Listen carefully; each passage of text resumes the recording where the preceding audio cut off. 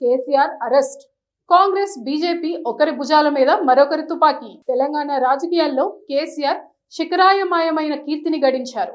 ఆయన తెలంగాణను సాధించిన నాయకుడుగా జనం గుండెల్లో నిలిచారు. 2 సార్లు సీఎంగా పనిచేశారు. 7 పదులు దాటిన వయసులో కేసీఆర్ ప్రస్తుతం ఉన్నారు. ఇక ఆయన పార్టీ బీఆర్ఎస్ అయితే విపక్షంలో ఉంటూ రాజకీయ పోరాటం చేస్తుంది. కేసీఆర్ విషయంలో కాంగ్రెస్ బీజేపీ రెండూ అయితే గట్టిగానే మాట్లాడుతూ వస్తున్నాయి. ఆయన ప్రభుత్వంలో అనేక పొరపాట్లు జరిగాయని నిందిస్తూ వస్తున్నాయి. కేసీఆర్ని అరెస్టు చేయాలని డిమాండ్ చేస్తూ ఉంటాయి. అయితే ఈ అరెస్ట్ ఎవరు చేయాలంటే మాత్రం భుజాలు తడుముకుంటూ ఉంటాయి. ఇక కాంగ్రెస్ ముఖ్యమంత్రి రేవంత్ రెడ్డి అయితే కేసీఆర్ని అరెస్టు కాకుండా కాపాడుతున్నది బీజేపీ అంటూ తాజాగా ఆరోపించారు. 1,00,000 కోట్ల అవినీతి కాళేశ్వరం ప్రాజెక్టులో జరిగిందని, దాని మీద కేంద్రం ఎందుకు చర్యలు తీసుకోదని ప్రశ్నించారు.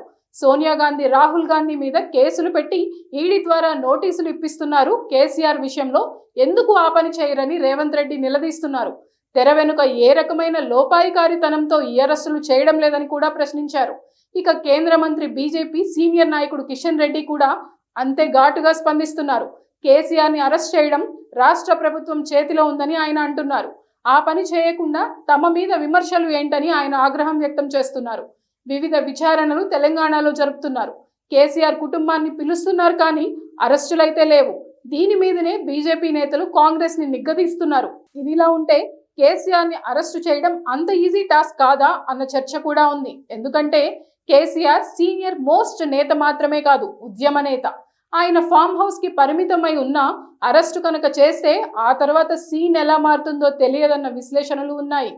కేసీఆర్ అరెస్టు కనుక నిజంగా జరిగితే జనాల మూడ్ కూడా మారుతుందని, బీఆర్ఎస్ కు ఒక్కసారిగా సానుభూతి వస్తుందని అన్న మాట సైతం ఉంది.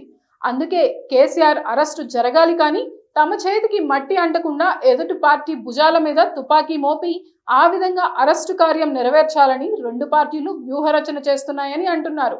కేంద్రమే అరెస్ట్ చేస్తే మాకేమీ సంబంధం లేదని రాష్ట్రం తప్పించుకోవచ్చు. అలాగే కాంగ్రెస్ అరెస్ట్ చేస్తే బీజేపీ దానిని అడ్వాంటేజ్గా తీసుకోవచ్చు అన్న ఆలోచనలు కూడా ఉన్నాయని ప్రచారం సాగుతోంది. అయితే ఇవన్నీ పక్కన పెడితే ఏ పెద్ద నాయకుడిని అయినా అరెస్ట్ చేస్తే మరుసటి ఎన్నికల్లో భారీ మూల్యం చెల్లించుకోవడం జరుగుతుంది. దానికి ఏపీలో జగన్, చంద్రబాబు ఉదాహరణలు ఉన్నాయి. రేవంత్ రెడ్డి జైలుకు వెళ్లి వచ్చి గ్రాఫ్ పెంచుకుని సీఎం అయిపోయారు. సో కేసీఆర్ అరెస్ట్ అంటే కేవలం మాటలనే పరిమితం అవుతారు తప్ప చేతలకు దిగరన్న విశ్లేషణలు ఉన్నాయి. చూడాలి మరి ఏం జరుగుతుందో.